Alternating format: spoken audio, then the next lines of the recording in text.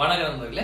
இந்த வீடியோல வந்து பாத்தீங்கன்னா தைராய்டு குறைவா சுரப்பதால நம்ம மனித உடலுக்கு என்னென்ன மாதிரி பாதிப்புகள் ஏற்படும் அப்படின்றத இந்த வீடியோல டீட்டெயிலா சொல்ல போறேன்.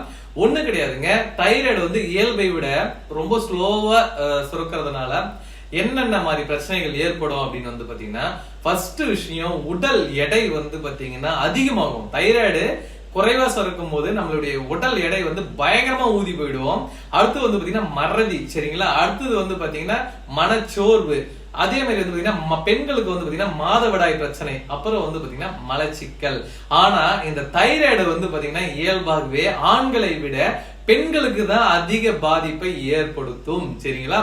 அது மட்டும் இல்ல, இந்த தைராய்டால வந்து பெண்களுக்கு வந்து பாத்தீங்கன்னா குழந்தையின்மை பிரச்சனையுமே வந்து ஏற்படுத்தக்கூடிய ஒரு வல்லமை படுத்துது இந்த தைராய்டு.